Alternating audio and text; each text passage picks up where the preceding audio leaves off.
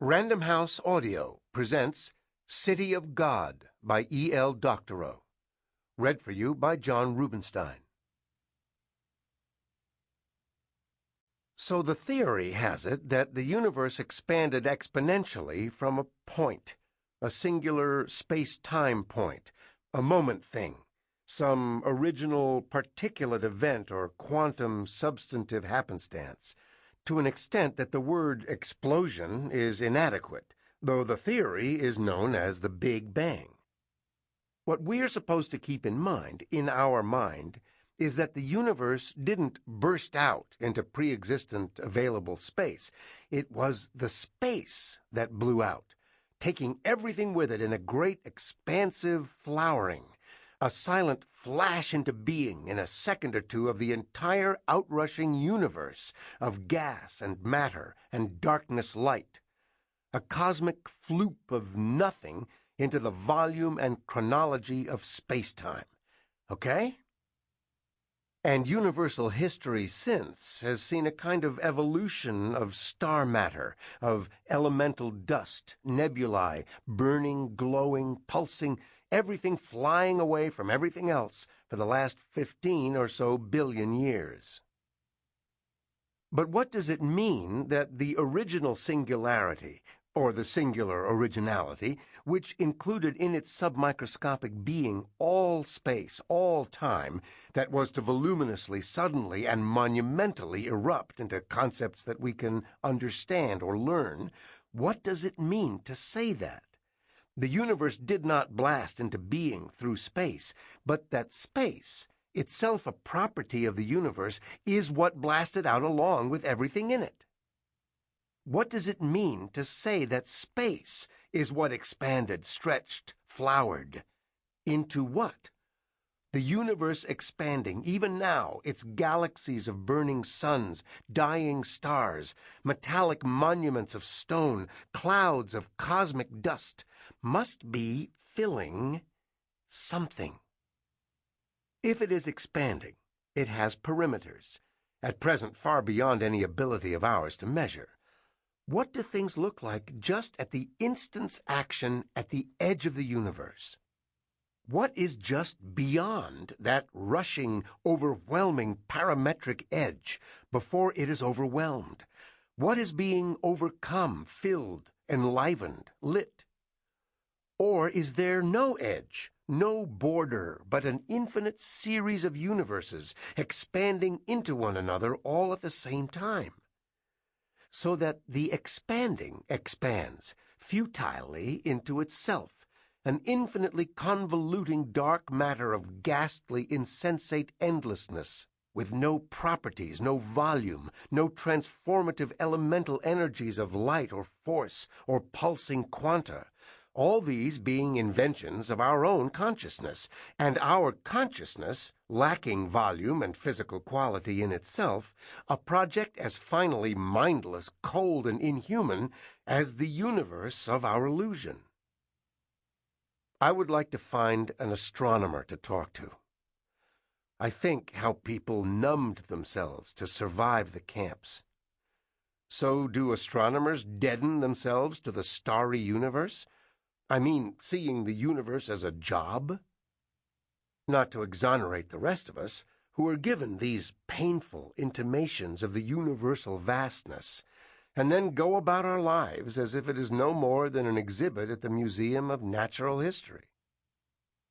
Does the average astronomer doing his daily work understand that beyond the celestial phenomena given to his study, the calculations of his radiometry, to say nothing of the obligated awe of his professional life, lies a truth so monumentally horrifying, this ultimate context of our striving, this conclusion of our historical intellects so hideous to contemplate, that even one's turn to God cannot alleviate the misery of such profound, disastrous, hopeless infinitude?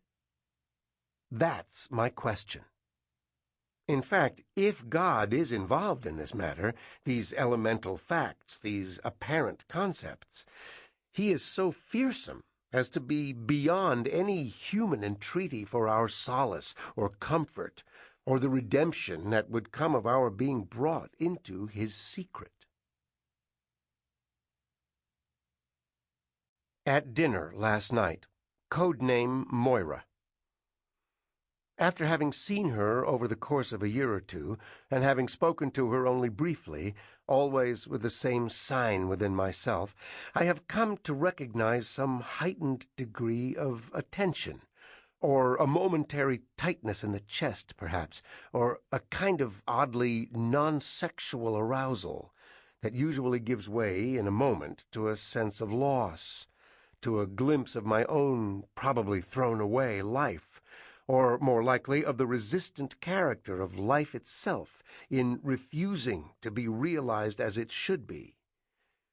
I understood, as I found myself her dinner partner, why, finally, it was worth while to endure a social life in this crowd.